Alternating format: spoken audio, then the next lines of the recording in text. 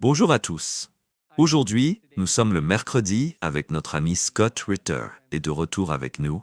Bienvenue à nouveau Scott. Merci de m'avoir invité. Steve Witkow avait disparu de la scène, il est revenu, et à nouveau, il a essayé de discuter avec les Iraniens, il a tenté de les contacter, il est actuellement à Moscou, en train de discuter.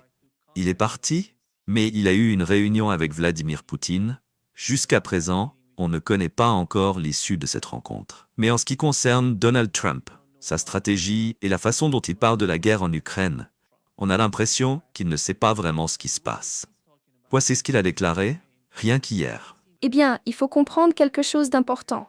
C'est la guerre de Biden, pas la mienne. Moi, je suis là pour nous en sortir.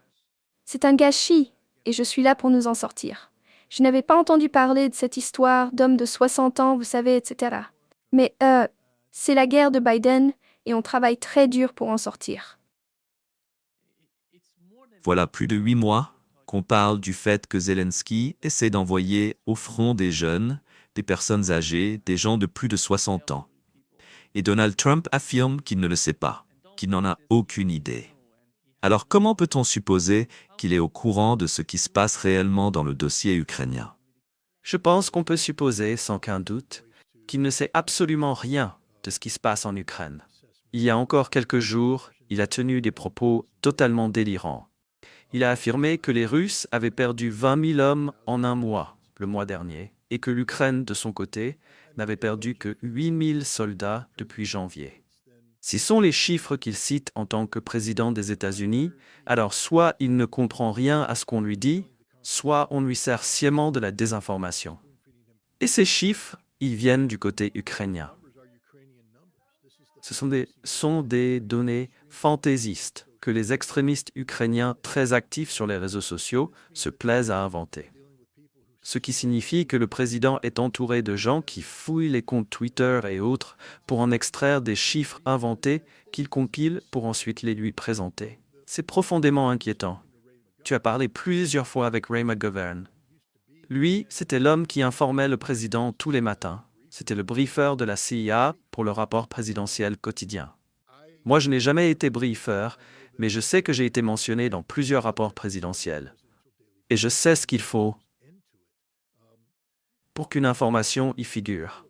Le niveau d'exigence pour qu'une information parvienne jusqu'au président des États-Unis, considéré comme la personne la plus puissante du monde, qui ne devrait avoir accès qu'aux données les plus précises, les plus vérifiées, les plus rigoureusement évaluées, était extrêmement élevé.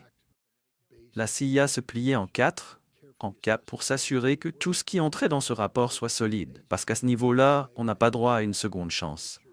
C'est le président des États-Unis. Or, ce président-là, on lui sert des absurdités. Tu veux dire, ce qu'il reçoit, c'est du fast-food informationnel. Même ce qu'ils appellent aujourd'hui le PDB, le President's Daily Brief, c'est devenu un format façon Fox News. Ce n'est plus du tout ce que c'était à l'origine. C'est devenu un spectacle censé distraire le président. C'est n'importe quoi. Je sais que Tulsi Gabbard est censée être responsable du PDB. Elle a une lourde tâche. Mais ce président ne veut même pas être informé. Comment peut-on l'informer s'il pense tout savoir? On parle d'un homme qui dit « Je suis le plus grand expert du monde sur ce sujet. Je connais ça mieux que quiconque. » Il ne connaît rien à rien. Et il vient de le prouver. Voilà un président des États-Unis qui engage des centaines de millions, voire des milliards de dollars d'argent public pour alimenter un conflit déjà perdu. Il prétend se soucier des vies humaines, mais en réalité, il garantit que des dizaines de milliers d'Ukrainiens vont encore mourir dans une guerre qu'il pourrait faire cesser immédiatement s'il le voulait vraiment. J'espère sincèrement que c'est ce que Steve Witkow a entendu de Vladimir Poutine, que cette guerre peut s'arrêter tout de suite. Si on se soucie réellement des vies humaines, alors on peut l'arrêter. Poutine a été clair. Il a dit « l'Ukraine doit se retirer de nos territoires, Kherson, Zaporizhia, Donetsk et Louhansk ». Et il a ajouté « vous ne ferez jamais partie de l'OTAN. Dites-le, et on fait un cessez-le-feu immédiatement, dès maintenant. Et ensuite, on discute. Ce ne serait pas la fin de la guerre, juste un cessez-le-feu. Mais cela permettrait d'ouvrir des discussions sur la fin du conflit sans qu'aucune vie ne soit perdue. C'est exactement ce que le président prétend vouloir. J'espère que Poutine a dit très clairement à Witt, nous avançons et nous allons continuer d'avancer jusqu'à ce que nous ayons récupéré tout notre territoire. Ce n'est pas le territoire ukrainien. Désolé, ça ne le sera plus jamais. C'est mer Russie, et c'est la trajectoire sur laquelle nous sommes engagés. Cela va se produire. C'est inévitable. Vous ne pouvez pas l'arrêter. Si on arrive à faire comprendre ça aux Ukrainiens, que cette issue est inévitable, que la seule conséquence de leur obstination, c'est de perdre encore 200 000 hommes, alors la meilleure chose à faire, ce serait de les sortir de là, et de leur dire clairement qu'ils ne feront jamais partie de l'OTAN. Et là, on commence à parler, et à partir de ce moment-là, plus personne ne meurt. Le président aurait ainsi accompli ce qu'il prétend vouloir accomplir. J'espère que c'est bien ce que Poutine a dit à Witt, et j'espère que Witko va rentrer et répéter exactement cela à Trump. Et j'espère que Trump n'écoutera plus jamais Steve Kellogg, parce que c'est de là que viennent probablement toutes ces données farfelues. Et j'espère que Pete Hegseth, et non pas Pig Heath, prendra exemple sur Trump et dira à des gens comme Christopher Donahue de la fermer à propos de Kaliningrad. Peut-être même qu'il faudrait dire à l'ambassadrice Julianne Smith auprès de l'OTAN de calmer le jeu. Si jamais tu traites Poutine, tu sais, je ne me rappelle même plus quel mot il a utilisé, mais des insultes, quoi. Si jamais tu refais ça pendant que j'essaie de négocier pour mettre fin à un conflit, je te vire, je t'arrête et je te fous en prison pour le reste de ta vie. Sérieusement, quel genre d'idiot faut-il être? Ce type est un ancien procureur. Il est censé avoir 2 ou 3 neurones qui fonctionnent, non? Quel genre d'imbécile sort publiquement pour insulter le président Poutine au moment même où les États-Unis ont besoin de dialoguer avec lui? Le président s'est entouré des pires conseillers possibles.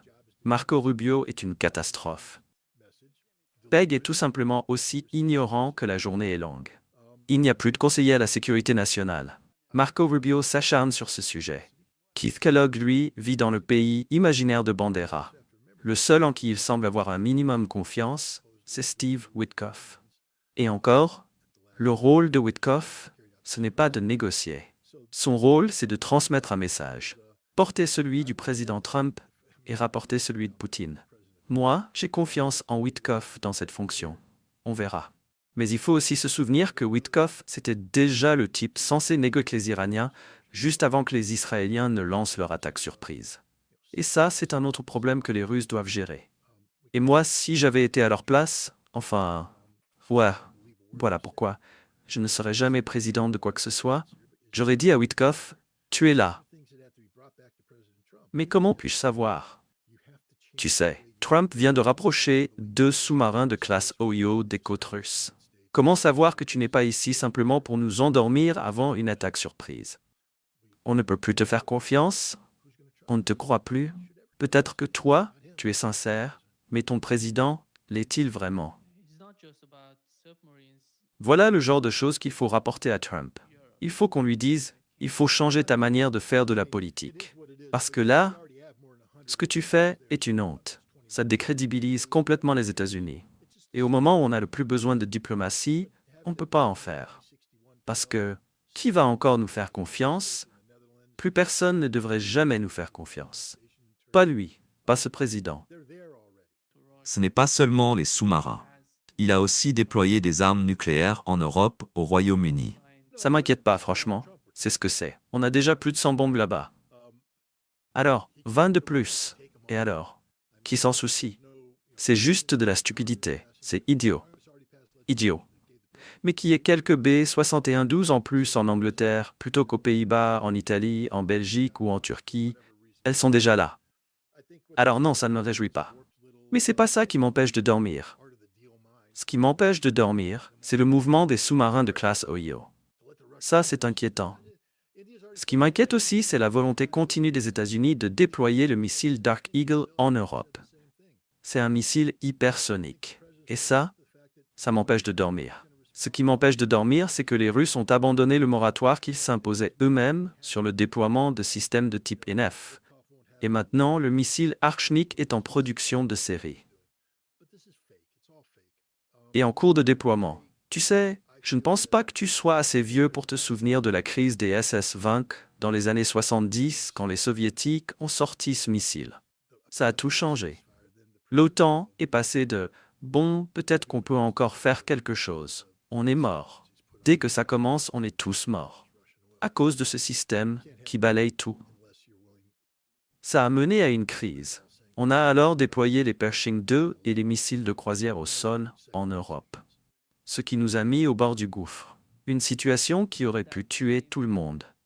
C'est pour ça qu'on a signé le traité INF. Et aujourd'hui, on est dans une situation très similaire, parce que maintenant, l'archnique est là, et ce génie ne retournera pas dans sa bouteille. Et maintenant, nous, on s'apprête à déployer le Dark Eagle.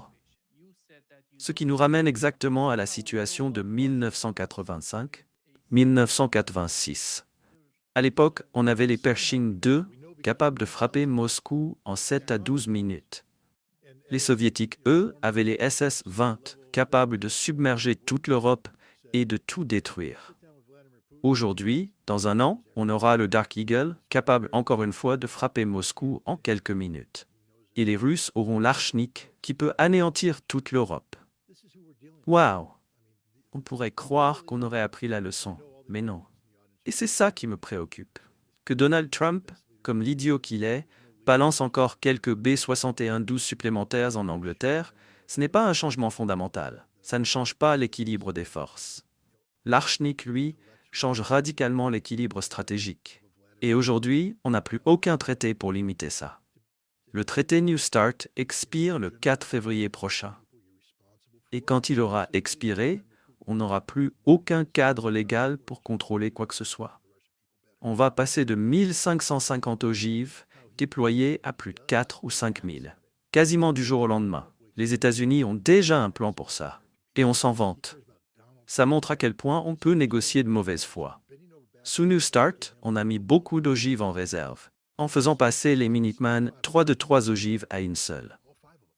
Mais il y a quelques mois, on a fait un test avec un Minuteman équipé de 3 ogives pour prouver qu'on pouvait les remettre en service. Donc du jour au lendemain, on peut repasser de 1 à 3 ogives par missile Minuteman. Il y en a 450. Boum! 900 ogives supplémentaires. Les Tridents, eux, passeront de leur nombre bas classifié à leur nombre haut classifié en une nuit. Encore des milliers de plus. On va passer à 4 ou 5 000 ogives déployées et ensuite on recommencera à construire de nouveaux systèmes. Et sans aucune contrainte, on atteindra les 20 à 30 000 ogives. Et les Russes font pareil. On reviendra au pire moment de la guerre froide. On est en train d'effacer tous les progrès. Donc oui, ce sont ces choses-là qui me dérangent. Quelques B-61 en plus, bien sûr que ça ne devrait pas arriver. Je suis d'accord avec toi. C'est stupide, mais ce n'est pas pour ça que je dors mal. Mais malgré tout, c'est un signal envoyé aux Russes. Et aujourd'hui même, alors qu'il parle avec Vladimir Poutine, Donald Trump a signé des sanctions secondaires contre l'Inde à cause du pétrole russe. Ce sont des signes pour la Russie, pour son gouvernement. Si tu veux être honnête, si tu veux quelque chose de sérieux, si tu veux, comme Witkoff en parlait, un partenariat stratégique, une coopération, peu importe ce qu'il recherche, eh bien, ce ne sont pas les signes qui donnent de l'espoir. Non mais, on parle de Donald Trump là, d'accord? Il peut imposer des sanctions, il peut les lever. C'est pas comme si, tu sais, ce n'est pas le Congrès qui vote une loi. Le Congrès a déjà voté une loi qui donne au président le pouvoir de faire ce qu'il veut. Et donc maintenant, le président peut les imposer, les retirer quand il veut, pour les raisons qu'il veut. Je pense que tu vois, dans l'esprit tordu du président, dans sa petite vision du art de la négociation, c'est « j'impose des sanctions à l'Inde pour faire pression sur la Russie, pour montrer aux Russes qu'on est sérieux. » Mais l'Inde a déjà répondu « va te faire voir, ils ne vont pas bouger. » La Chine a dit la même chose. Le Brésil, je crois aussi. Je pense que le président commence à se rendre compte que personne ne va réagir à ça. Tout le monde s'en fiche. Mais dans sa tête, il faut qu'il mette la pression, sinon Witkoff n'aura aucun levier quand il rencontrera Poutine. C'est pour ça que le président fait ça. Mais tout ça, c'est du faux, c'est factice, c'est une mise en scène. Je pense que s'il doit y avoir un accord, tu verras le président Une fois un chemin vers un cessez-le-feu se dessine, faire ce qu'il faut concernant les sanctions qu'il a imposées aux pays qui achètent du pétrole russe. Parce qu'on ne peut pas avoir un accord sans être prêt à lever toutes les sanctions. Et l'exigence russe, c'est clair. Vous devez lever toutes les sanctions. Et ça inclut les sanctions secondaires. C'est quand même fou, non? On vit dans l'hémisphère occidental, on lit tous les jours les médias mainstream, on suit tous ces débats sur la guerre en Ukraine.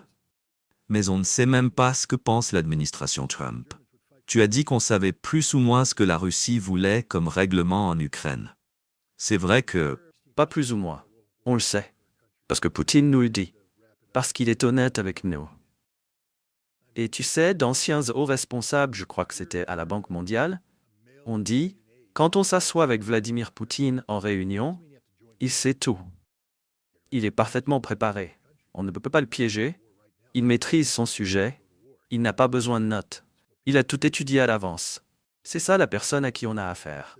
Et je sais que tous les Américains qui nous écoutent vont être furieux que je dise ça, mais c'est le meilleur dirigeant du monde actuel. Aucun autre chef d'État ne lui arrive à la cheville. J'aimerais qu'on ait un président américain qui ait, tu sais, la discipline, la capacité intellectuelle et l'intégrité d'un Vladimir Poutine. Quelqu'un qui pense au bien-être général des gens dont il est responsable. Je crois sincèrement que, quand Vladimir Poutine se réveille le matin, sa première pensée c'est « Qu'est-ce que je peux faire aujourd'hui pour améliorer la vie du peuple russe ?» Et je le crois parce que, quand on observe ce qu'il fait, ses actes le prouvent. Je ne crois pas une seconde que Donald Trump se réveille en pensant une seule fois aux Américains. Il s'en fiche royalement. Tout ce qui compte pour lui, today, c'est Donald Trump. Son administration se plie en 4 pour lui décrocher le prix Nobel de la paix. Il a arrêté 5 guerres. Qui savait ça? Les 5. Et la 6e, la grosse, c'est la Russie. Et il va l'arrêter aussi. Et si un jour les Russes disent « D'accord, on est prêt pour un cessez-le-feu. Si les Ukrainiens font ceci ou cela, Trump dira « J'ai arrêté toutes les guerres du monde. Je suis l'homme de paix ultime. Vous devez me remettre le prix Nobel. » Oubliez le fait que j'ai bombardé l'Iran en violation du droit international, ou que j'ai aidé les Israéliens à lancer une attaque surprise contre l'Iran. Oubliez ce petit détail, hein? Genre, allez, 2 sous-marins près de la Russie, pas la fin du monde. Il n'a mis fin à aucune guerre, pas une seule. Chaque guerre qu'il prétend avoir arrêtée est toujours en cours. Et même si certaines se sont arrêtées, ce n'était pas grâce à lui. L'Inde et le Pakistan n'ont pas arrêté de se battre à cause de Donald Trump. Le Cambodge et la Thaïlande se mettent encore sur la gueule. Les Cambodgiens aimeraient peut-être lui lécher les bottes en le nommant pour le Nobel, mais les Thaïlandais, eux, connaissent la vérité. Les tensions sont toujours là, et quand il dit « J'ai envoyé une délégation de 3 hommes au Congo pour essayer de trouver un accord entre le Congo et le Rwanda. Ils ont dû fuir pour sauver leur peau. » Ah bon? T'as mis fin à cette guerre aussi, Denis chéri. Il n'a mis fin à aucune guerre. Tout ce qu'il fait, c'est alimenter les conflits. Il vend des armes. Cet homme n'est pas juste un hypocrite. Il n'est pas juste un menteur. Il est ignorant, profondément ignorant. Et tout tourne autour de lui. C'est du pur narcissisme. Et mon Dieu, ce président des États-Unis, il va utiliser tout ce pouvoir juste pour se faire passer pour un type formidable. 60 millions de dollars de nourriture pour Gaza. Mais personne ne me remercie. Personne ne me remercie moi. Pourquoi vous ne me remerciez pas? Pourquoi vous ne vous assurez pas que la nourriture arrive à ceux qui en ont besoin? Hein? Quelqu'un devrait me remercier. Voilà où on en est. Dis-moi, quand est-ce que Vladimir Poutine est allé à la télévision nationale pour supplier les gens de le remercier pour quoi que ce soit? Jamais. tu ne penses pas que Donald Trump s'implique tellement dans la tête des Européens avec toutes ces nouvelles armes qu'il envoie en Europe? Et puis, ils essayent de réinvestir dans l'économie américaine. Je ne sais pas s'ils en sont capables, mais en tout cas, ils en parlent. Il se passe tellement de choses. Tout ce que font les dirigeants européens, ils le font en pensant aux États-Unis. Ils veulent quelque chose sur l'Ukraine. Ils veulent que la politique américaine en Ukraine soit modifiée à leur façon. Tu ne crois pas que ça pourrait poser des obstacles à Donald? Non. Qu'est-ce que l'Europe peut faire? Rien. Tu as vu Ursula von der Leyen quand elle l'a rencontrée? Tellement intimidée qu'elle a menti. Elle avait tellement besoin de faire croire qu'il y avait un accord qu'elle a sorti ce chiffre de 600 milliards de dollars. Il n'y avait pas 600 milliards. Et Donald Trump a cru à ce mensonge. Apparemment, il va partout en disant « J'ai 600 milliards de dollars, sans condition, je peux en faire ce que je veux. Je construis un terrain de golf. » Tu sais, il n'y a pas 600 milliards de dollars. Elle a dû sortir immédiatement pour dire « Oui, non, il n'y a pas non plus 750 milliards de dollars d'énergie. Non. 3 ans, 250 milliards chaque année? Non. L'Europe n'achète pas pour 250 milliards d'énergie aux États-Unis. L'an dernier, l'Europe a acheté 76 milliards de dollars d'énergie aux États-Unis. Et ça a à peu près atteint la limite de ce qu'ils pouvaient gérer. Les États-Unis n'ont exporté que 310 milliards de dollars d'énergie l'an dernier. Et cette énergie allait partout, sauf en Europe. Et maintenant, tu veux dire que les États-Unis vont abandonner tous ces contrats, tous les contrats en Asie et ailleurs, pour les rediriger vers l'Europe? Ils ne peuvent pas. Même si les États-Unis parvenaient à envoyer tout le gaz naturel liquéfié vers l'Europe. Il n'y a aucune infrastructure pour le recevoir. Pas de station de regazéification, pas de système pour l'intégrer, pas de stockage longue durée. Rien de tout ça n'existe. Donc, c'est un chiffre inventé. Faux. Mais c'est ce que fait Donald Trump. Il ment sur tout. Des chiffres inventés sans fondement. En ce moment, les Européens sortent des chiffres, inventent des histoires, mais ce n'est pas réel. Ça ne change rien. L'Ukraine est foutue dans tous les sens du terme. Sérieusement, les gens, arrêtez de croire quoi que ce soit qui sort de l'Europe. Arrêtez. Tout est mensonge. Tu sais, ce programme, comment il l'appelle? Pern P. Une PURL, quelque chose comme ça. Ce nouveau programme du département de la Défense, c'est littéralement l'arnaque des arnaques. Et l'Europe. Vous avez déjà acheté quelque chose chez nous, donnez-le aux Ukrainiens et ensuite achetez-en un nouveau. Chez nous, vous payez 2 fois. Voilà ce que c'est. Concrètement, tu viens d'acheter une voiture. Ok? Je veux que tu la donnes à ton oncle et que tu ailles en acheter une autre, à tes frais. Ton oncle veut une voiture, donne-lui la tienne. Et ensuite va en acheter une autre, à tes frais. Et cette nouvelle voiture sera mise en réserve, au cas où ton oncle la voudrait encore. C'est une bonne affaire pour toi, Nema. Mais c'est le deal qu'on a proposé à l'Europe et les Européens ont dit « Oh ouais, on va le faire, pas de souci. » L'Europe n'a rien. Pour que l'Europe ait un peu de pouvoir, il faudrait qu'elle ait un levier contre nous. Qu'elle puisse décrocher le téléphone et dire « On a besoin que vous fassiez ça tout de suite, oncle Sam. » Mais ça ne fonctionne pas comme ça. Papa parle, les bébés écoutent. C'est ça la relation. Papa, bébé, papa, bébé. Et je déteste le dire, mais Mark Rutte pense que Donald Trump est le papa de l'OTAN. Et Donald Trump est ravi de ce rôle. Je crois même qu'il a fait imprimer un t-shirt avec sa photo dessus. C'est moi le papa. Voilà où on en est. Donc aucun obstacle ne viendra de l'Europe. L'Europe n'a rien. Rien du tout. C'est embarrassant. Tu as vu l'humiliation de Keir Starmer et de sa femme quand ils sont venus au château, tu sais, rendre visite au roi américain. C'est de la stupidité à l'état pur. Franchement, Paul, j'aimerais pouvoir dire quelque chose d'un peu plus intelligent là-dessus, mais que dire de gens qui s'abaissent à ce point? Les Européens ne sont rien. Ils n'ont rien. Dis-moi une seule chose. Une seule que l'Europe possède. Allez, vas-y. Donne-moi un exemple, tu vois? Voilà. L'Europe peut fournir la chose suivante. Rien. Même ça, ils n'ont pas vraiment. Tu peux pas dire les Européens comme un tout. 16% des Allemands seulement seraient prêts à se battre pour leur pays aujourd'hui. 16%. Tu sais quoi? Si les États-Unis atteignent un jour un taux de 16% de gens prêts à se battre pour leur pays, alors il sera temps de plier bagage. C'est fini. Si tu es un homme en âge de combattre et que tu te dis américain, t'as pas besoin de t'engager maintenant. Ok? Mais si quelqu'un envahit le pays, tu dois être prêt à partir à la guerre. Tout de suite.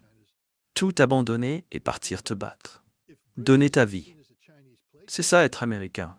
C'est ça être citoyen. J'imagine que c'est pareil partout. Tu vis au Brésil? T'es brésilien? Ok. Mais si le Brésil est envahi, si l'Argentine traverse la frontière et qu'ils disent « tous les hommes capables de tenir une arme doivent défendre le Brésil ». Je pense que tu trouverais un moyen de le faire, parce que c'est ce qu'on fait dans le pays où l'on vit et qu'on considère comme le sien. Les Allemands? Tu as Merz qui joue au Quatrième Reich. Et seulement 16% des Allemands disent oui, on se battrait pour ça. Je parie que ce taux est représentatif de toute l'Europe. J'ai déjà eu cette conversation. L'Union européenne a détruit l'Europe. Détruit à tellement de niveaux, mais l'un des pires, c'est qu'elle a rendu l'Europe irréelle. Parce que l'Union européenne est fausse. Il n'y a pas de citoyenneté européenne, pas d'identité européenne. Ça n'existe pas. Ils ont créé une fausse identité. Et les gens ont oublié qui ils étaient. Ils ont oublié qu'ils étaient français, oublié qu'ils étaient allemands. Heureusement, les Italiens ont Mélanie, donc eux au moins ils savent encore qu'ils sont italiens. Mais c'est peut-être grâce à la mafia plus qu'autre chose. Au moins, la mafia est fière d'être italienne. Mais tu vois, tous ces pays, les Portugais, ils courent à travers l'Europe pour trouver du boulot. Ils ne vont pas se battre et mourir pour le Portugal. En Espagne, tu as les Catalans. Eux, oui, ils se battront pour la Catalogne. Mais les Espagnols, personne ne va mourir pour l'Espagne. Et personne ne va mourir pour l'Europe. Personne. Tout ça est stupide. Mais en Russie, des hommes se portent volontaires pour partir en opération spéciale, par dizaines de milliers chaque mois.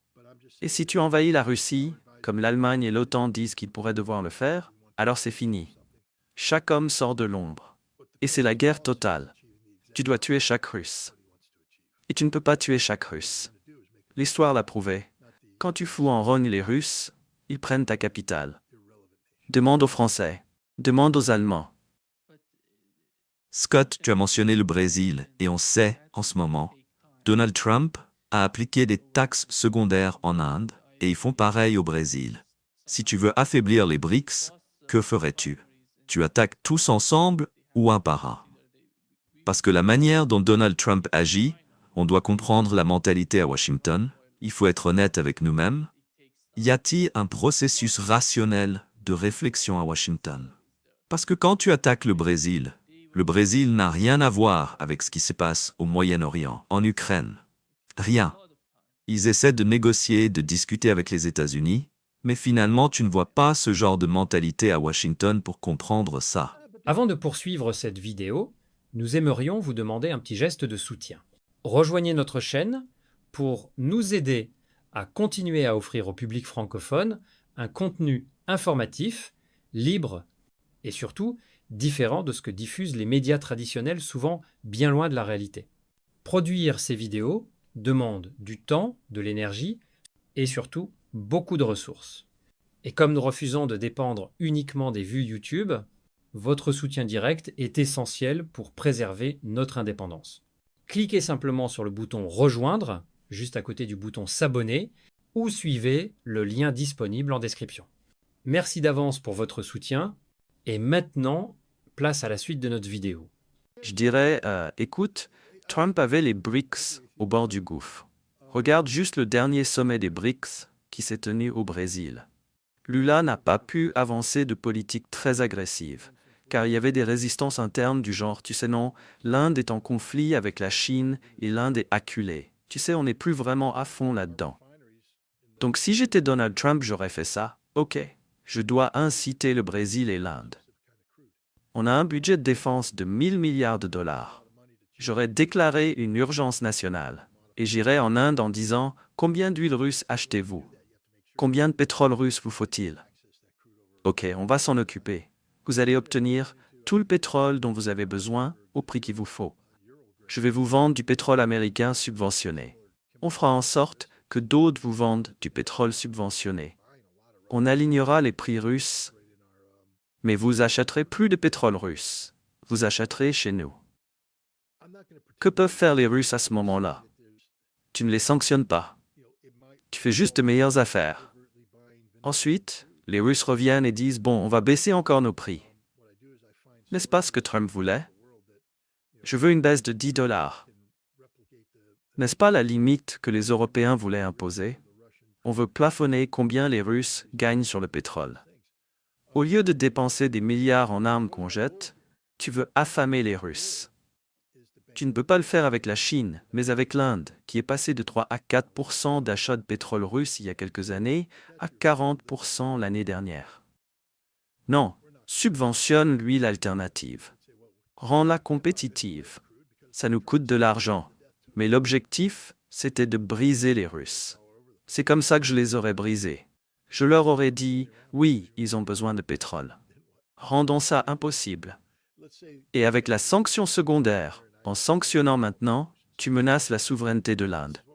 Et l'Inde ne peut pas accepter ça. Il n'y a aucune façon qu'ils le fassent. Si je voulais que les Indiens se détachent de la Russie, au lieu de dire tu ne peux pas acheter le S-400, je dirais ton prochain achat sera le THAAD. D'accord? On va t'offrir des conditions en or. On va te le donner. Tu veux le meilleur F-35? Tu l'auras, fortement subventionné. On va te les balancer. Et voilà, tu leur prends le marché des armes, tu leur prends le marché du pétrole, pas en menaçant, juste en surenchérissant. Ça coûte de l'argent, c'est un investissement. Mais qu'est-ce qu'on fait maintenant? On sanctionne, on finit par payer ces sanctions. Le contribuable américain, on n'atteint pas l'objectif. On s'isole, on se rend irrésistible. C'est pas un modèle viable. On ne peut pas faire ça indéfiniment. Mais combien d'années faut-il pour étrangler le marché russe d'exportation de pétrole avant que l'économie russe ne plie? C'est la vraie question. Mais Trump est incapable de faire ça. Je ne dis pas que c'est 100% garanti, mais il y aurait beaucoup plus de chances de succès. Et en plus, tu crées un problème parce que l'Inde commence à acheter du pétrole américain ou autre chose, et cette relation BRICS commence à se tendre, à s'effilocher. Là, tu peux commencer à tirer l'Inde hors des BRICS. Tu incites l'Inde à rester dans le G20, et peut-être qu'une des choses dont tu parles aux Indiens, c'est le G8, ça te dit? Ce 8 appartenait à la Russie, mais si on faisait G8, et toi, grand garçon, maudit, monsieur G8, ça te va? Si tu veux casser les BRICS, tu n'attaques pas tout le monde et tu les forces à se regrouper comme Trump le fait. Tu trouves le maillon faible, l'Inde, et tu fais ce qu'il faut pour la faire sortir des BRICS. Et quand tu fais ça, ça commence à s'effondrer. L'économie indienne sortie des BRICS, c'est un coût énorme. Tu sais, les BRICS se vantent, et à juste titre, que leur PIB total dépasse celui des États-Unis. Mais enlève l'Inde, et cet argument ne tient plus. Tu as la Chine, qui est importante. Mais si les BRICS sont vus comme un jouet chinois, ce n'est plus aussi attractif. L'Inde apporte une attractivité en termes d'autres pays qui veulent faire partie du groupe. C'est pour ça que tu vois la Thaïlande, la Malaisie, l'Indonésie postuler. C'est à cause de l'Inde. Et donc tout ce que Trump fait, c'est garantir que l'Inde, quand elle cherchera de l'aide, ira vers les BRICS. Ils ont rendu l'Inde un membre indéfectible des BRICS. Personnellement, ça me va. Il y aura plein de gens qui diront « Tais-toi Scott, ne dis pas à Trump comment faire. » Il ne le fera pas, alors ne t'inquiète pas. Mais je pense qu'il est temps d'avoir un retour à la réalité multipolaire. Je dis juste que si je conseillais le président et qu'on me disait « Tu sais, on veut réussir quelque chose », la politique du président fait tout le contraire. Et ce qu'il fait, c'est transformer l'Amérique, non pas en la nation indispensable, mais en la nation irrélevante. Mais la solution que tu proposes, ça prend du temps. Ça ne peut pas se faire du jour au lendemain. Parce qu'on sait que la nature de ces pétroles est quand même différente. Le processus des raffineries, et c'est différent partout, ce qu'elles doivent prendre en compte. On l'a appris avec le cas de la Chine. Ils essayaient de remplacer le pétrole iranien par autre chose. Mais je suis d'accord avec toi. Je suis d'accord avec toi. Mais tu sais, il y a des moyens innovants pour contourner ça. Par exemple, on sait que quand on a arrêté d'acheter du pétrole vénézuélien, nos raffineries sur la côte du Golfe dépendaient beaucoup. Elles étaient configurées pour du pétrole vénézuélien, un type précis de brut. Tu sais, ça coûte beaucoup d'argent de modifier, comme tu l'as dit, pour passer à un autre type de brut. Et une fois que tu le fais, tu dois t'assurer de continuer à avoir accès à ce brut dans la durée. Au final, on s'est tourné, je crois que c'était vers les Russes, pour le pétrole de type Urals, parce qu'il avait des caractéristiques chimiques similaires et les raffineries n'avaient pas besoin d'être modifiées. On achetait beaucoup de brut russe pour faire tourner nos raffineries. Je ne prétends pas que ce soit facile.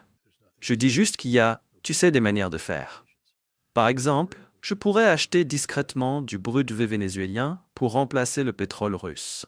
Je cherche des sources dans le monde qui ont du brut avec les caractéristiques chimiques spécifiques du brut russe pour que les raffineries indiennes n'aient pas à changer. Parce que mon but ici, c'est de ruiner la Russie et de lui refuser ses ventes de pétrole. Donc, si c'est ton objectif, il faut être astucieux. Mais on n'est pas astucieux. Et tu sais ce qu'on dira. Eh bien, on ne peut pas acheter de brut vénézuélien parce qu'on essaie aussi de les étrangler à mort. Ce qui veut juste dire qu'on devient irrésistible. Parce que quand tu essayes d'étrangler tout le monde à mort, tu n'étrangles personne d'autre que toi-même. Mais si j'étais indien, je dirais, alors, si on fait toutes ces modifications pour recevoir le pétrole américain, qu'en est-il du futur? Peut-on compter sur les décisions qui vont venir dans les prochaines? C'est là. Là où être dans une alliance, tu as raison. Je veux dire, regarde ce que je dis, c'est qu'en théorie, il y a une solution à tout. Si tu es assez innovant. Mais une fois que l'Inde fait des changements fondamentaux, ces changements doivent être durables. Et beaucoup dépend du fait que l'Inde fasse confiance aux États-Unis comme partenaire stable. Je veux dire, les États-Unis ont déjà un problème où on a laissé l'idéologie infiltrer la politique étrangère, au point où chaque président finit par nous faire n'importe quoi sur un coup de tête. Tu sais, Trump ne sera là que 3 ans de plus. Et après? Alors, les Indiens sont là. Disons que Trump me fait négociateur. J'y vais, je trouve toutes les solutions. Je suis là avec les Indiens, d'accord, voilà ce qu'on va faire. Boum, boum, boum, boum, boum. Et ils vont me regarder et dire, Scott, on pense que tu es un gars honnête. Et c'est vraiment intéressant ce que tu proposes, mais tu travailles pour Donald Trump et il disparaît dans 3 ans. Quelle garantie peux-tu me donner que la personne qui remplacera Trump pensera que c'est une bonne idée? Et tu ne peux pas donner de garantie. Eh bien, je pense que J.D. Vance sera... Je ne peux rien garantir. Rien du tout. Donc les Indiens sont comme... Non, même si ce que tu dis semble bien non. Nous, on veut de la stabilité à long terme. On veut des gens en qui on a confiance. Mais tout ce que tu fais, Scott, est basé sur un décret exécutif. Parce que tu ne transformes pas ça en traité avec le Congrès. Même si tu le faisais, avec la ratification du Sénat, on voit comment les États-Unis traitent les traités, on les jette quand ils sont gênants, et ensuite on redeviendra gênant. Donc tu as 100% raison. Mon petit cerveau pourrait trouver une solution qui marche sur le papier. Mais la transformer en réalité diplomatique est impossible, parce que personne ne nous fait confiance. Et même s'ils décidaient de faire confiance à cette administration, que se passerait-il si les démocrates reprennent la Maison-Blanche? Ils vont tout démanteler ce que Trump a fait, essayer de réparer, remettre comme avant. Qui voudrait gérer ça? Ils doivent déjà gérer cette Amérique incohérente, incapable, qui change tout le temps. Mais tu as raison à 100%. C'est pour ça que l'Amérique est devenue, au lieu d'être la nation indispensable, la nation irrélevante, parce qu'on ne compte pas. À long terme, il n'y a pas de stabilité avec nous. On ne peut pas faire passer un traité parce que le Congrès est divisé et politisé. Aucun démocrate ne votera jamais pour un traité avantageux à un président républicain. Donc le président fait tout par décret exécutif, qui est immédiatement réversible à l'arrivée d'un nouveau président. Tu as raison. Je m'excuse même d'avoir évoqué la possibilité que l'Amérique trouve quelque chose d'astucieux. On ne peut pas parce qu'on est les pires pour faire affaire. On ne représente rien. On n'est rien. Et personne ne devrait jamais nous faire confiance.